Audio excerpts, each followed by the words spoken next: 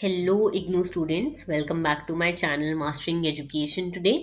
आज के वीडियो में हम लोग BPCC 103 जिसका एग्ज़ाम आप लोगों का कल है उसका एक क्विक वन शॉट रिवीजन करने वाले हैं। और ये सारे वही टॉपिक्स हैं जो एग्ज़ाम के पर्सपेक्टिव से बहुत ज़्यादा इम्पॉर्टेंट है। और अगर आप ये सारे टॉपिक्स रिवाइज कर लोगे तो आपका 70 to 80% सिलेबस कंप्लीट हो जाएगा। और ये इम्पॉर्टेंट टॉपिक्स पिछले 10 साल के पेपर पे बेस्ड हैं, तो ये काफ़ी ज़्यादा इम्पॉर्टेंट है। अगर आपका कुछ भी छूट गया है तो सब कुछ आपका इस एक वीडियो में रिवाइज हो जाएगा। तो चलो स्टार्ट करते हैं। सबसे पहला हमारा टॉपिक है कि individual differences in psychology. Individual differences होते क्या हैं, सबसे पहले ये समझते हैं। देखो, इंडिविजुअल डिफरेंसेस का मतलब होता है कि हर इंसान साइकोलॉजिकली अलग होता है। किसी की इंटेलिजेंस ज़्यादा होती है, किसी की पर्सनैलिटी अलग होती है, किसी का मोटिवेशन लेवल हाई होता है और किसी का लो। इस टॉपिक को पढ़ने का रीज़न ये है कि एजुकेशन में टीचर स्टूडेंट्स के डिफरेंस को समझ सकें, वर्क प्लेस में लोगों को सही रोल मिल सके और सोसाइटी में हम लोग एक दूसरे को बेटर समझ पाएं। इसीलिए हम ये वाला सब्जेक्ट पढ़ते हैं, दैट इज BPCC 103, जिसमें हम पढ़ते हैं इंडिविजुअल डिफरेंसेस इन साइकोलॉजी कि कैसे हर एक इंसान अलग अलग होता है, उसकी पर्सनैलिटी, उसका इंटेलिजेंस, उसका एटीट्यूड, हर चीज़ अलग अलग होती है। ओके, सबसे पहले अब हम पढ़ लेते हैं। ये हमने पढ़ लिया कि इंडिविजुअल डिफरेंसेस होते क्या हैं। Differences in intelligence, personality, aptitude, motivation and emotional patterns जो हर एक इंसान को अलग अलग बनाते हैं। ये हम लोग इसलिए पढ़ते हैं ताकि हम एजुकेटर को हेल्प कर सके इंस्ट्रक्शंस के लिए, एम्प्लॉयर को मैच कर सके उनके रोल्स के लिए, और साइकोलॉजिस्ट प्रोवाइड कर सके एक पर्सनलाइज इंटरवेंशंस। ओके, इसके एप्लीकेशंस हमने पढ़ ली कि एजुकेशनल एप्लीकेशंस होते हैं, वर्क प्लेस इम्पैक्ट होता है और सोशल अंडरस्टैंडिंग के लिए। ओके, नेक्स्ट अब हम पढ़ते हैं what shapes who we are, यानी कि हम लोग अलग अलग बनते कैसे हैं, क्या फैक्टर्स हैं जिन पे हमारे ये इंडिविजुअल डिफरेंसेस जो हैं डिपेंड करते हैं। इसमें मेनली जो है 3 फैक्टर्स आते हैं। सबसे पहले आता है हेरिडिटरी। ओके, जो पेरेंट्स से मिलने वाले जीन्स होते हैं, इंटेलिजेंस, टेम्परामेंट और एबिलिटीज को अफेक्ट करते हैं हेरिडिटरी ट्रेट्स। ये इन्हें हम नेचर भी कहते हैं बिकॉज इन्हें हम इन्फ्लुएंस नहीं कर सकते, ये हमें जेनेटिकली मिलते हैं अपने पेरेंट्स से। ओके, दूसरा है एनवायरनमेंट, दैट इज नर्चर, जैसे कि family, education, culture, experience, social interaction. ये सब हमारी डेवलपमेंट और हमारे बिहेवियर पैटर्न को इन्फ्लुएंस करते हैं जिस एनवायरनमेंट में हम रहते हैं। जैसे अभी हम एक अर्बन एरिया में रहते हैं तो हमारे पास बहुत बेटर फैसिलिटीज़ हैं, इसलिए हमारा डेवलपमेंट, हमारा बिहेवियर अलग है। एक रूरल अगर हम चाइल्ड की अपब्रिंगिंग देखेंगे तो उसकी अलग होती है। ओके, तीसरा आ जाता है आपका इंटरैक्शन, मतलब नेचर और नर्चर दोनों मिलकर पर्सनैलिटी और बिहेवियर बनाते हैं। ओके, मॉडर्न साइकोलॉजी मानता है कि दोनों एक दूसरे के बिना इनकम्प्लीट हैं। ये दोनों ही जो हैं बहुत इंपॉर्टेंट होते हैं। नेचर और नर्चर दोनों मिलकर हमारी पर्सनैलिटी को शेप करते हैं। ये डिबेट इस पे बहुत बार पूछी जाती है कि कौन सा इंपॉर्टेंट है, तो आपको आंसर में लिखना है कि दोनों ही इंपॉर्टेंट है, दोनों एक दूसरे को इन्फ्लुएंस करते हैं। नेक्स्ट अब हम बात कर लेते हैं इंटेलिजेंस की, कि इंटेलिजेंस होता क्या है, इसके कुछ कॉन्सेप्ट और थ्योरीज। देखो, पहले हम देखते हैं कि व्हाट इज इंटेलिजेंस। इंटेलिजेंस का मतलब होता है सीखना, समझना, रीजनिंग करना और प्रॉब्लम्स को सॉल्व करना। ओके, आपकी कॉग्निटिव एबिलिटी, आपकी दिमाग की कैपेसिटी कितनी है चीज़ों को समझने की, उनको सॉल्व करने की, रीजनिंग में एंगेज करने की, प्रॉब्लम सॉल्विंग की, ये सब इंटेलिजेंस में आता है। ओके, इसकी मेनली 3 जो हैं थ्योरेटिकल अप्रोचेज हैं। सबसे पहले आ जाती है स्पीयरमैन की 2 फैक्टर थ्योरी। स्पीयरमैन के अकॉर्डिंग इंटेलिजेंस में एक जनरल फैक्टर होता है जो हर काम में यूज होता है। ठीक है, हर चीज में आप बोल रहे हो, चल रहे हो, खा रहे हो, हर चीज में वो फैक्टर यूज होता है। और कुछ स्पेसिफिक एबिलिटीज होती हैं जिसे हम एस फैक्टर कहते हैं, यानी कि जी फैक्टर जो कॉमन होता है और एस फैक्टर जो स्पेशलाइज्ड होता है। ओके, नेक्स्ट अब हम आ जाते हैं थर्स्टोन के प्राइमरी मेंटल एबिलिटीज पर।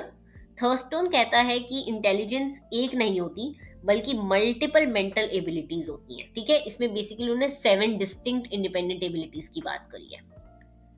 नेक्स्ट आ जाता है Gardner, Gardner's multiple intelligence. Gardner के अकॉर्डिंग इंटेलिजेंस के मल्टीपल टाइप्स होते हैं। इसमें 8 टाइप्स के बारे में उन्होंने बात करी है, जैसे कि लिंग्विस्टिक, हमारी language, logical, mathematical, spatial, music, interpersonal, ये सारी यहाँ पे इस टेबल में दे रखी है। 8 टाइप की उन्होंने इंटेलिजेंस की बात करी है। नेक्स्ट अब हम आ जाते हैं मेजरिंग इंटेलिजेंस पे, यानी कि हम इंटेलिजेंस को मेजर कैसे कर सकते हैं कि कौन कितना इंटेलिजेंट है।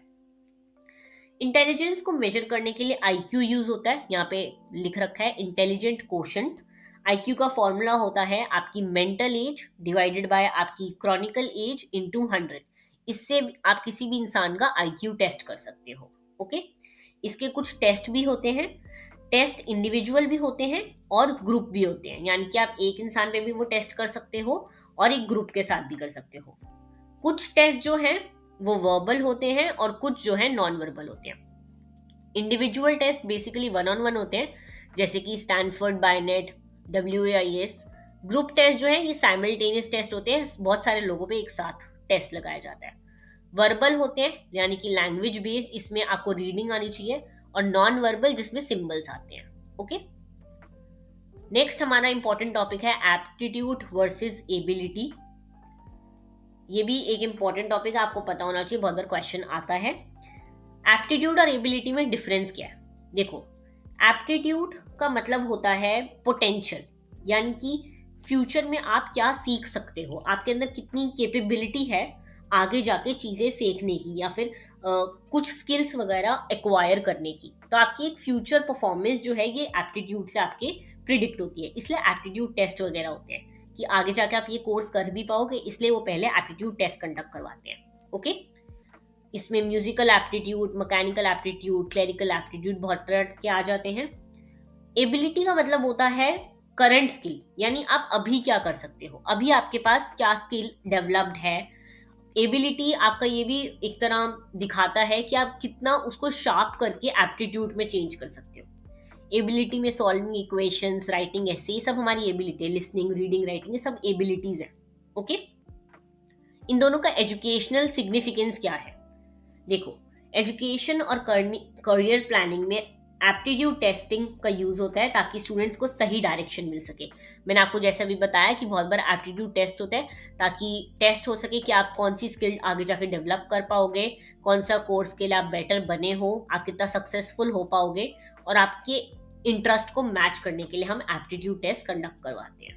ओके, पर्सनैलिटी की अगर हम बात करें, अब पर्सनैलिटी बहुत इंपॉर्टेंट टॉपिक है कि द यूनिक यू, कैसे आप डिफरेंस हो, आप डिफरेंट कैसे हो और लोगों से। ओके, वो होती है आपकी पर्सनैलिटी। पर्सनैलिटी का मतलब होता है बिहेवियर, थॉट्स और फीलिंग्स का यूनिक पैटर्न, यानी कि एक इंसान की अगर हम पर्सनैलिटी की बात करते हैं तो ऑब्वियसली हम अगर किसी को जज कर रहे हैं तो हम यही देखते हैं ना कि वो इंसान कैसे बिहेव कर रहा है और लोगों के साथ, उसका थॉट प्रोसेस कैसे है, उसकी फीलिंग्स कैसे डिफरेंट है और लोगों से, इमोशंस कैसे डिफरेंट है। ये सारे कैरेक्टरिस्टिक्स आपके पर्सनालिटी के अंदर आ जाते हैं। ओके, दो मेजर अप्रोच हैं किसी की भी पर्सनालिटी समझने के लिए। सबसे पहले आती है टाइप अप्रोच, फिर आती है ट्रेट अप्रोच। टाइप अप्रोच लोगों को कैटेगरीज में बांट देते हैं, जैसे इंट्रोवर्ट, एक्सट्रोवर्ट, लेकिन ये ओवर सिंप्लीफाइड होती है, यानी कि इसमें इतना आप बेसिक चीजें नहीं समझ पाते। ठीक है, इसमें लोगों को ज्यादातर जो है एक ही कैटेगरी में फिट करने का ज्यादा होता है, क्योंकि अगर मैं देखूं इंट्रोवर्ट वर्सेस एक्सट्रोवर्ट, तो एक बीच वाली कैटेगरी भी होती है एम्बीवर्ट, वो कहाँ गया? इसलिए टाइप अप्रोच जो है वो ओवर सिंप्लीफाइड होता है थोड़ा। नेक्स्ट अगर हम देखें trait approach, trait approach personality को ट्रेट्स के कॉम्बिनेशन के फॉर्म में देखता है और इससे ज़्यादा एक्यूरेट माना जाता है, बिकॉज हम किसी के ट्रेट्स जो हैं, जैसे कि हम ये देख सकते हैं कि कौन ज़्यादा लिखने में अच्छा है, किसकी हैंडराइटिंग अच्छी है, या फिर कौन कैसे बात करता है, उसकी टोन कैसी है, ये सारे आपके ट्रेट्स आ जाते हैं, तो ये ज़्यादा एक्यूरेट होता है। ओके, ये होती हैं दो मेजर अप्रोचेस, बहुत बार इस पे क्वेश्चन आता है, आपको पता होना चाहिए। नेक्स्ट अब हम आ जाते हैं थ्योरीज ऑफ पर्सनालिटी पे, यानी कि कैसे हम पर्सनालिटी की जान सकते हैं पर्सनालिटी को और बेटर। इसमें पहली थ्योरी आ जाती है एल्पोर्ट की ट्रेट थ्योरी। एल्पोर्ट के अकॉर्डिंग ट्रेट्स 3 टाइप के होते हैं, कार्डिनल ट्रेट्स, सेंट्रल ट्रेट्स और सेकेंडरी ट्रेट्स। कार्डिनल जो होते हैं ये डोमिनेंट होते हैं, ये एक इंसान की पूरी लाइफ में उनके साथ रहते हैं। सेंट्रल ट्रेट्स जो होते हैं जनरल होते हैं, यानी कि पर्सनालिटी का फाउंडेशन होते हैं ये। सेकेंडरी ट्रेट्स बहुत स्पेसिफिक ट्रेट्स होते हैं ये कहीं कहीं दिखते हैं। यानी कि अगर मैं एक बंदे को जनरली जानती हूँ और वो बहुत काम नेचर का है, तो उसका काम नेचर कार्डिनल ट्रेट है। ओके। और अगर सेंट्रल ट्रेट देखें तो उसका सेंट्रल ट्रेट होगा उसकी पोलाइटनेस।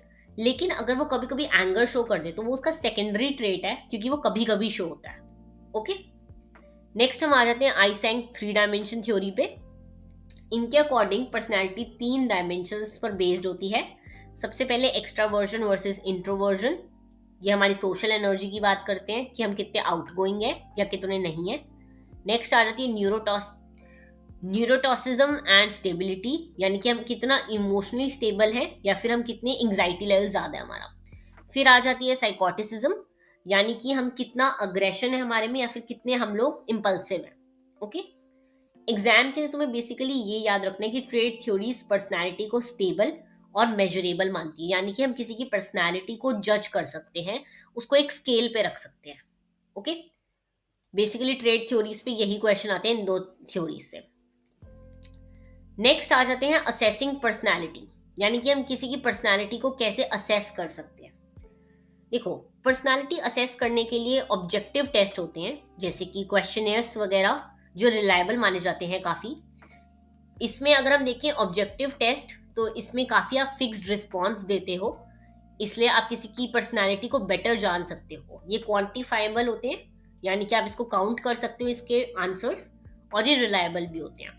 इसके एडवांटेजेस क्या होते हैं, यहाँ पे स्टैंडर्डाइज टेस्ट होता है, सबको स्कोर्स दे सकते हो आप। रिलायबिलिटी बहुत ज़्यादा होती है, इजीली आप एडमिनिस्टर कर सकते हो, इजीली टेस्ट ले सकते हो, और क्वांटिफाइबल है ये। ओके। नेक्स्ट आ जाती है प्रोजेक्ट टेक्निक्स।